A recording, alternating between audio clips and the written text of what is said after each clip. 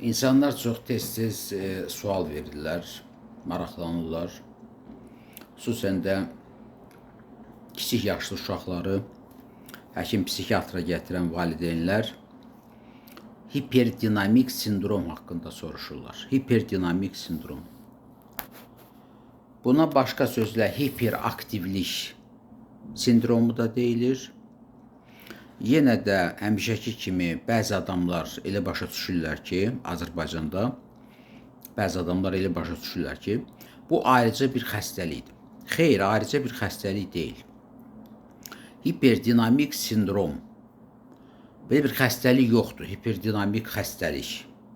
Bu xəstəlik deyil. Bu müəyyən üzvi beyin xəstəliyinin üzvi zəmində baş vermiş beyin xəstəliyinin, yəni son nəticədə psixiatrik xəstəliyin bir əlamətidir. Yəni həmin xəstəlik inkişaf edir və onun sindromlarından biri həmin bu hiperaktivlik sindromudur. Buna başqa sözlə hiperaktivlik və diqqətin zəifləməsi və hətta diqqətin tamamilə itməsi sindromu da deyirlər. Yəni çox məşhur ədəbiyyatlarda bu başqa adla SDVQ, sindrom SDVQ adlandırılır. Sindrom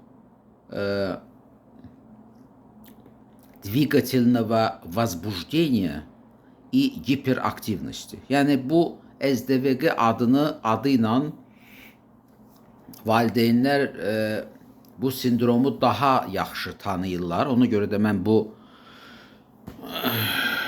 sindromun adını aydın olmaq üçün belə tərzdə dedim ki, yəni insanlara aydın olsun ki, söhbət nədən gedir. Sindrom SDVQ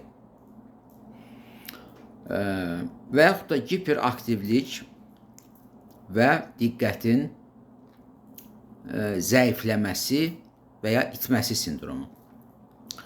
Bir şeyi yadda saxlamaq lazımdır ki, həmin bu dediyimiz sindromun 3 kardinal simptomu var. Bu vəziyyət özünü büruzə verir uşaq yaşlarında.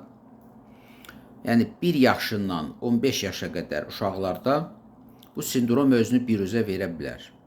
Bəzi hallarda bu sindrom keçir, yeniyetməlik dövründən də keçir insanın artıq yaşlı dövrünə. Yəni insan ola bilər ki 20, 25, bəzən hətta 30 yaşında adamda da həmin bu sindrom özünü göstərir.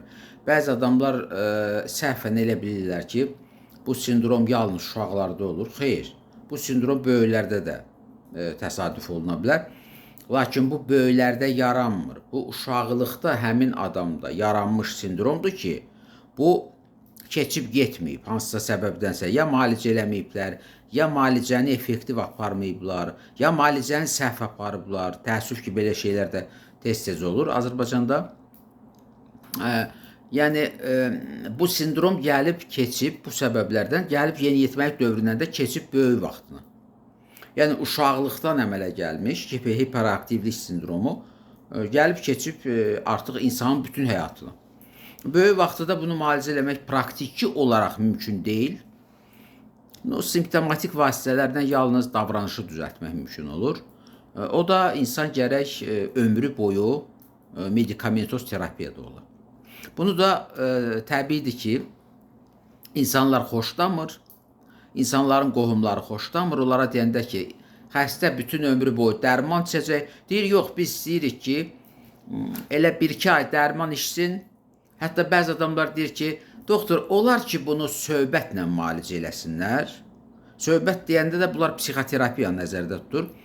Mən qeyd eləmək istəyirəm ki, heç bir bioloji problemdə, mən bu vaxt artıq danışmışam, yəni SDVQ deyilən hiperaktivlik və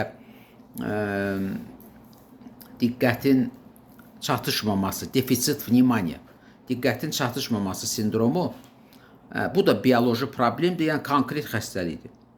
Yəni heç bir bioloji, kliniki problemi söhbətlə necə ki siz deyirsiniz, söhbətlə müalicə eləmək mümkün deyil. Bu yəni ona oxşayır ki, ölmüş adamın meyidinin üstündə durub nəsə danışasan, o adam bəlkə dirilər. Yəni belə bir avam qənaətlər əlbəttə əhalinin müəyyən bir kütləsində təsadüf olunur ki, müəyyən psixi xəstəliyi sözlə müalicə eləmək olar. Yəni xəstəni evdə saxlayırlar, xəstəlik dərinləşir. Həmin o bu indi dediyim sindrom da elə ona görə çox vaxt kiçik yaşlı uşaqlarda təsadüf olunur. Müalicə eləmirlər, keçir. Böyük vaxtı da artıq insanda həmin sindrom təsadüf olunur. Bu sindromun 3 kardinal əlaməti var. Birinci əlamət təbiidir ki, hiperdinamik sindrom. Yəni loru dildə desək, insan xəstə bir yerdə dayana bilmir. Məsəl üçün, balaca uşaqdırsa, əsasən bu kiçik yaşlı uşaqlarda, yəni uşaqlıq dövründə başlayır. Uşaq bir yerdə dayanmır, belə bir söz var. Deyir, uşaq divarda gəzir, uşaq tavanda gəzir, patologda gəzir. Bəli, uşağı qəbula gətirirlər. Uşaq idarə olunmaz, çox çətin bir, dəhşətli bir vəziyyətdədir. Uşaq tutaq ki, həkimin otağına girir,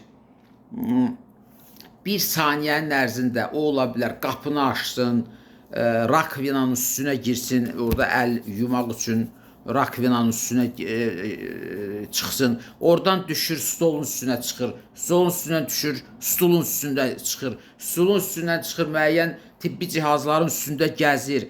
Bu doğrudan da faktiki olaraq uşaq patologda gəzir, divarda gəzir. Yəni, bu çox dəhşətli bir şeydir.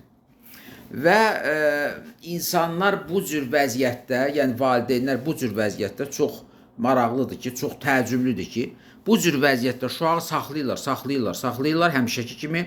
Uşaq cin çıxardanda olub, nə bilim, fala baxanda olub, psixoloq da olub. Psixoloq həkim deyil. Yəni siz bilirsiniz, mən bu vaxtda demişəm, psixoloq o ancaq sağlam adamlarla işləmək üçün nəzərdə tutulan mütəxəssisdir. Bəzi adamlar öz avamlıqları ucbatından psixoloqla psixiatrı bir-birindən, həkim psixiatrı bir-birindən seçə bilmirlər, qarışdırırlar və həkim psixiatrı aparmaq əvəzinə aparırlar psixoloqa. Psixoloq aylarla, illərlə uşaqla məşğul olur, valideynlərdən də çoxlu miqdarda pul alır. Təbiidir ki, heç bir nəticə olmur və uşaq çox pis vəziyyətdə gəlir, düşür həkim psixiatrının əlinə. Təbiidir ki, ondan sonra da müalicə aparmaq çox çətin olur, çünki vaxt itirilib. Bu birinci simptomdur, hiperdinamik sindrom. Yəni, uşaq patologda gəzir, divarda gəzir, otaqdakı bütün əşyaların üzərində gəzir. Bu faktiki də belədir. Bir də görürsünüz, uşaq çıxdı xaladin soyuducunun üzərinə. Bir də görürsünüz, uşaq çıxdı şkafın üzərinə, şkafı çevirdi aşağı. Yəni, bu valideynlər bunu danışırlar. Deyir, evimizdə əşya qalmayıb. Evimizdə deyir, əşya qalmayıb. Hamısını sındırıb, dağıdıb, üstünə çıxıb, əşya yıxılıb, iri əşyadırsa, tutaq ki, kitab şkafıdır. Çıxıb üstünə şkaf çönüb, özü də uşağın zədə alıb. Yəni, bu cür, bu hiperdinamik sindrom. Yəni, uşaq fasiləsiz olaraq hərəkətdədir, ta yatana qədər. Təbiidir ki, belə uşaqlar yaxşı yatırlar. Çünki bütün günü bunlar bu cür vəziyyətdə olduqlarına görə bunlar demək olar ki, üzülmüş vəziyyətdə olurlar və uzana kimi yatırlar. Amma bu demək deyil ki, onların psixikasında problem yoxdur. Bəzi adamlar deyir ki, bu uşaq qəşəng yatır, bunun nə problem ola bilər? Xeyr, elə deyil. Bəzi psixik xəstəliklərdə xəstənin yuxusu pozulmamış olur. Bu halda da xəstənin yuxusunda yuxu pozunluğu olmur uşaqda. Amma bu demək deyil ki, o psixi cəhətdən sağlamdır. İkinci simptom, həmin bu sindromun ikinci simptomu diqqətin defisitidir, yəni diqqətin çatışmamazlığıdır. Artıq bu, yəni məktəbə qədər yaşlı uşaqlarda və evdə böyüyən uşaqlarda, hansı uşaqlar ki, uşaq bağçasına filana getmir, onlarda çox çətin müşahidə olunur. Amma məktəbə gedən kimi bu məsələ çox kəskin məsələ kimi ortaya çıxır. Uşaq dərsdə otura bilmir, bir dəqiqədən azdır onun diqqətinin cəmləşdirilmə qabiliyyəti özü tərəfindən. Bir dəqiqədən də azdır. Uşaq məktəbdə faktiki olaraq bu adam məktəbə gedəsi vəziyyətdə deyil. Yəni əgər çox təəssüf ki, indi bizdə belə bir prosedura yoxdur və yaxud da var, onu həyata keçirmirlər. Əvvəllər, yəni 91-ci ilə qədər istənilən məktəbdə elə bir adam, elə bir şagird olanda direktor dərhal təqdimat yazırdı. Bizdə burada Bakı şəhər psixonevroloji dispanseri var idi, uşaq psixonevroloji dispanseri ayrı idi, böyüklər üçün ayrı idi.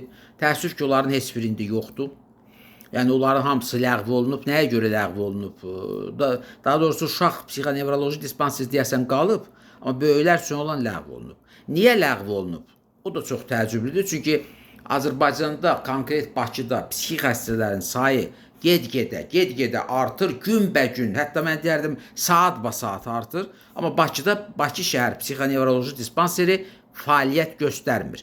Bu da çox təəccüblü məsələdir. Deməli, direktor təqdimat yazırdı uşaq psixonevroloji dispanserinə və yaxud da Bakı şəhər təhsil şöbəsinə. Onlar məsələni qaldırırdılar təcili olaraq ki, uşaq məcburi müayinə olunmalıdır, həkim psixiatr tərəfindən müayinə olunurdu və əgər uşaq müalicə olunası vəziyyətdə deyilsə, onu xüsusiləşmiş məktəbə göndərdilər. İndi uşaq gəlir, oturur sinifdə, sinifi qarışdırır, təbii ki, belə uşaq sinifdə sakit otura bilməyəcək. Yəni, belə bir problemlər meydana çıxır. Bu da məktəb üçün, sinif üçün, yəni müəllimlər üçün çox böyük bir problemdir.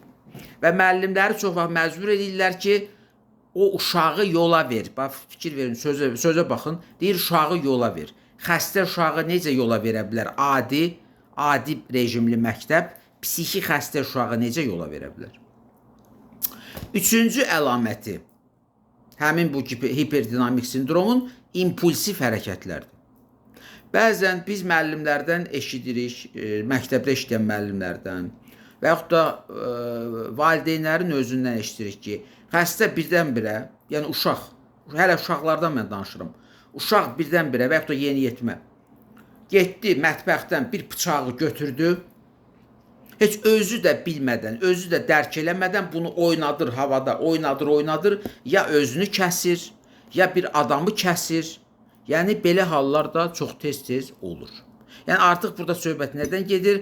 Sosial təhlükəli əməldən. Sosial təhlükəli əməldən. Hansı ki, elə əməl eləyən insan yaşından asılı olmayaraq, mütləq qaydada hüquq mühafizə orqanlarının iştirakı ilə dərhal psixiatrik xəstəxanaya çatdırılmalıdır. Məcburi qaydada. Qeyri-könüllü qaydada.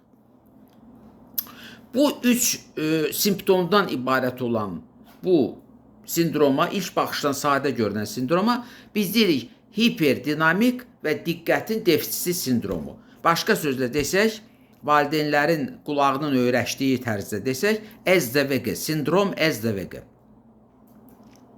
Nəyə görə bu olur? Əsas məsələ. Çünki valideynləri o maraqlandırır. Bilirsiniz, mən həmişə deyirəm, bu artıq olub. Sadə dildə bir-iki cümlə ilə deyib qənaətlənmək olar bu haqda. Amma bəzi valideynlər belə deyir, siz bunu dərindən mən sənə danışsam, onun nə nəticəsi olacaq? Sən onsuz da onu bilmirsən.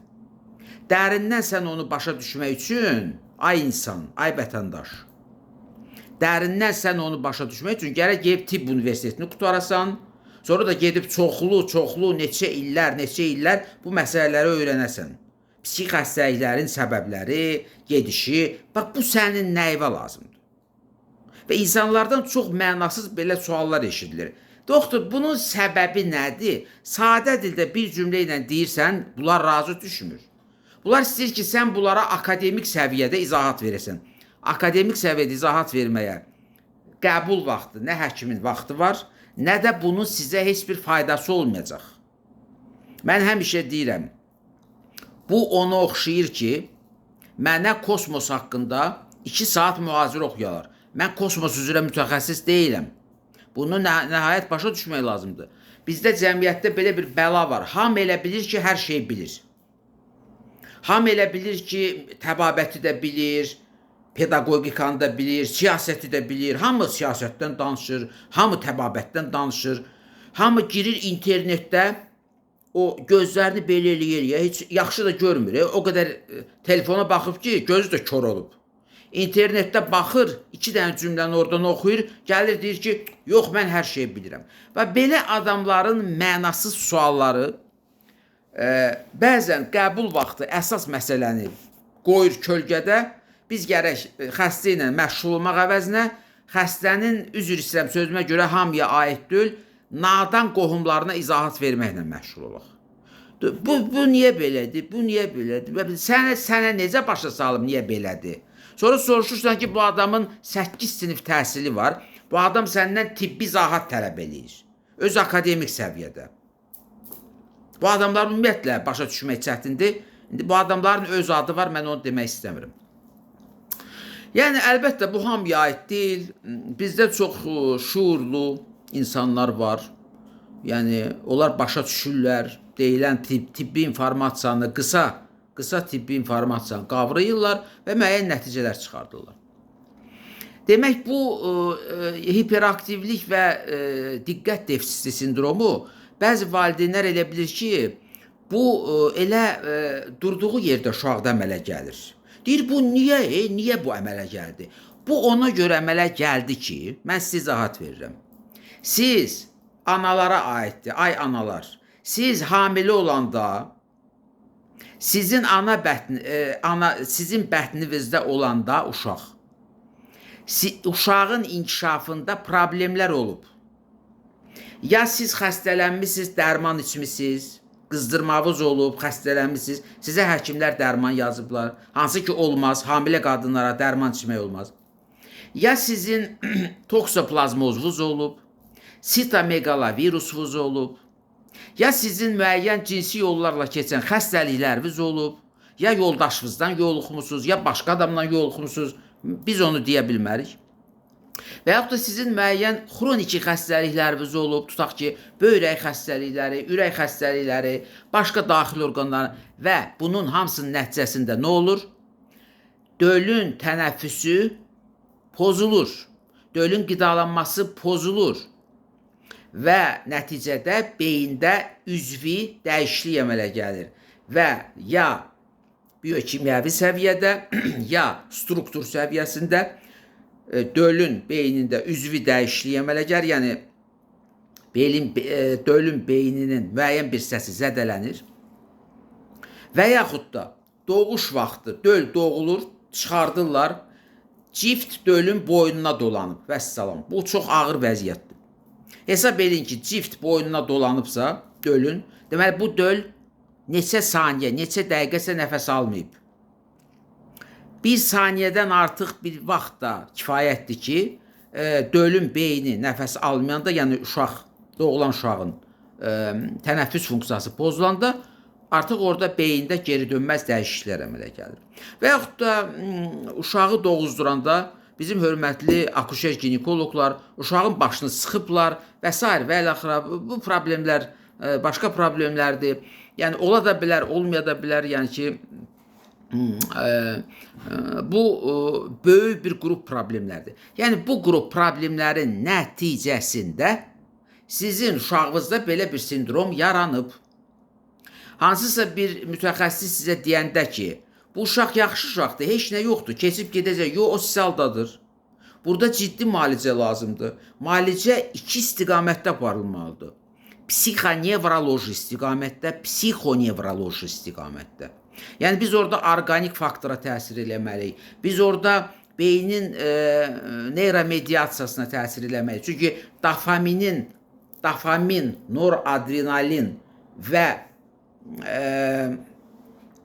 qamma aminayağ sistemində, qamma aminayağ turşusu mediator sistemlərində disbalans yaranır. Bu disbalansı aradan qaldırmaq lazımdır. Başqa simptomatik terapiya aparmaq lazımdır və nəhayət təmiz psixiatrik müalicə aparmaq lazımdır. Ki, uşaq psixi cəhətdən, yəni tam dəyərli olmasa da neçə faizsə bir dəyərli şəxsiyyətə çevrilsin. Bunun hamısını həyata keçirir kompleks şəkildə həkim psixiatr. Nəyə görə bunu nevropatoloqlar müalicə edə bilmirlər? Çünki həmişə uşaqda belə sindrom əmələ gələndə biz nəticə ilə rastlaşırıq. Beyində olan o proseslər artıq olub keçib. Heç MRT müayinəsi, elektroensefalografiya müayinəsi, əlbəttə bunları eləmək vacibdir.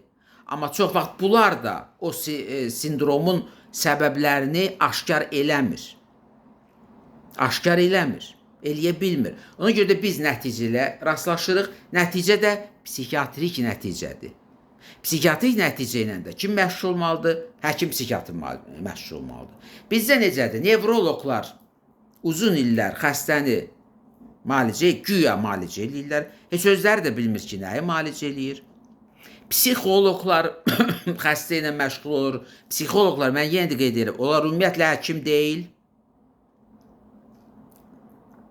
Və bəzi hallarda, əlbəttə, valideynlərin təşəbbüsü ilə xəstə cin çıxardanların əlinə düşür, falçıların əlinə düşür, müəyyən dırnaqarası yüksək ixtisaslı mütəxəssislərin əlinə düşür, yüksək ixtisaslı mütəxəssislərin.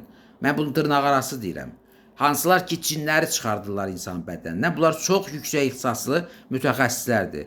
Mən bunu dırnaqarası, yenə də qeyd edirəm, dırnaqarası.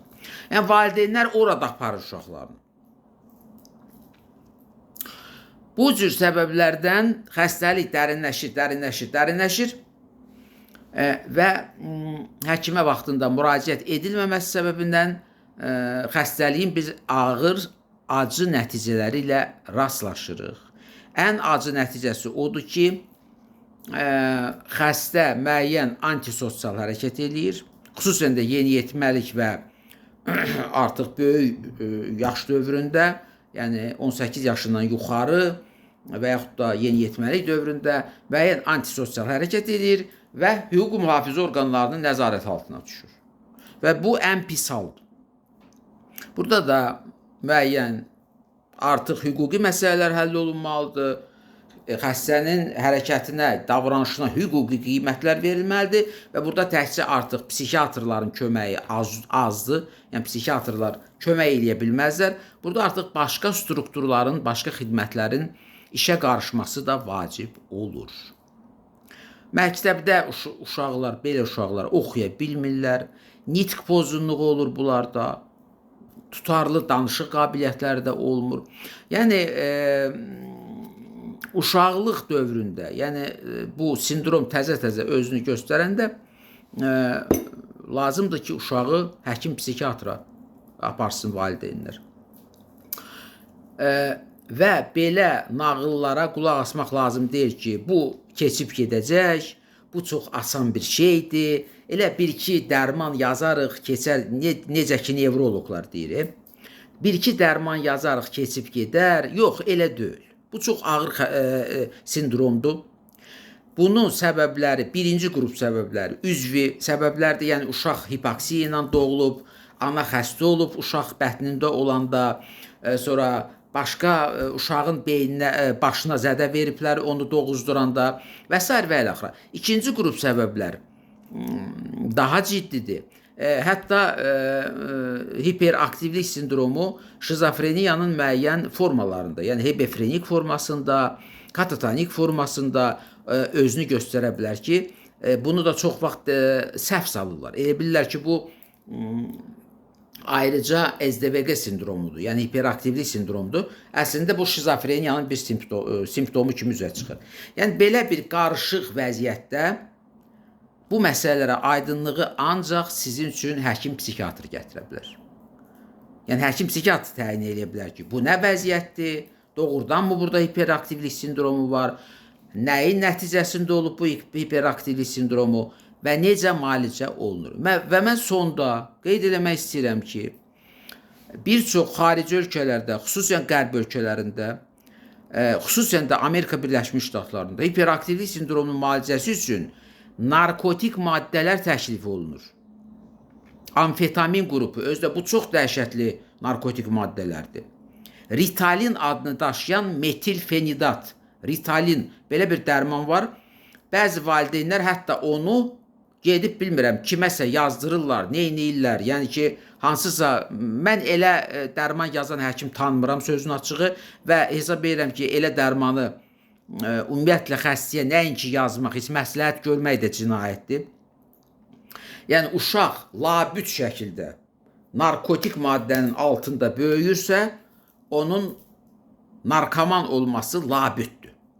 Və ona görə də bəzi ədəbiyyatlarda bəzi psixiatrlar özlərini dəbdə olan psixiatr kimi göstərmək üçün, onlar Amerika sxemini təbliğ eləmək üçün götürürlər bu belə bir sxemləri təklif edirlər ki, uşağa verin metilfenidat, ritalin, nə bilim nə, narkotik, amfetamin qrupunda olan narkotik maddələr. Bunu eləmək qətiyyən olmaz. Qətiyyən olmaz. Siz xəstəni müalicə eləmirsiniz. Siz xəstənin bütün həyatının üstünə belə bir xaç işarəsi qoyursunuz. Vəssalam. O xəstə getdi. O xəstə artıq yoxdur. Siz ona narkotik maddə versəz, SDVG sindromunu müalicə eləmək üçün xəstə artıq yoxdur. Müalicədə başqa üsullardan istifadə olunur, başqa preparatlardan istifadə olunur. Mən əlbəttə burada həmin preparatlar haqqında danışmayacağım. Yəni bunun hamısını normal psixiatr təyin eləyir, normal preparatlar, yəni heç bir şeyə ziyanı olmayan, asıllıq yaratmayan normal preparatları həkim psixiatr təyin eləyir. Və ona görə də bütün bu təyinatlar normal bir həkim psixiatr tərəfindən aparılmalıdır. Yadda saxlamaq lazımdır ki, hər bir ölkədə müəyyən məqsədlə hər bir şeyi də bilmək lazımdır ki, istənilən müalicə sxemini kör-köranə müəyyən bir ölkədən götürüb tətbiq eləmək olmaz.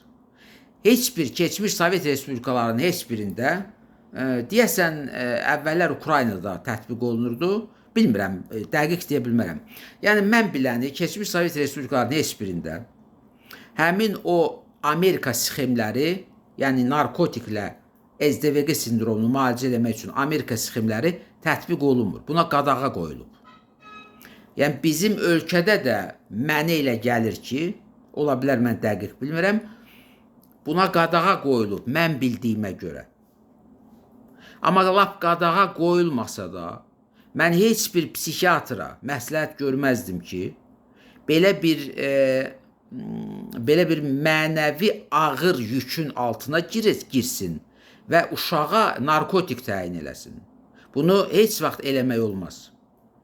Yəni normal bizim preparatlarımız var uşaqlar üçün, qeyri-narkotik təsirli, öyrəşmə verməyən, asıllıq verməyən, orqanizmə heç bir ziyan gətirməyən bizim preparatlarımız var ki, onları tətbiq eləyərək biz SDVG sindromunu, yəni hiperaktivlik, diqqətin defisiti sindromunu, yəni əgər uşaq tez gəlibsə, tamamilə aradan qaldırmaq olur. Əgər uşağı gec gətiriblərsə, xüsusən də böyük vaxtı gətiriblərsə insanı, yeniyetmə vaxtı gətiriblərsə, təmiz aradan qaldırmaq mümkün olmasa da, heç olmasa müəyyən faiz yumşaldmaq olur.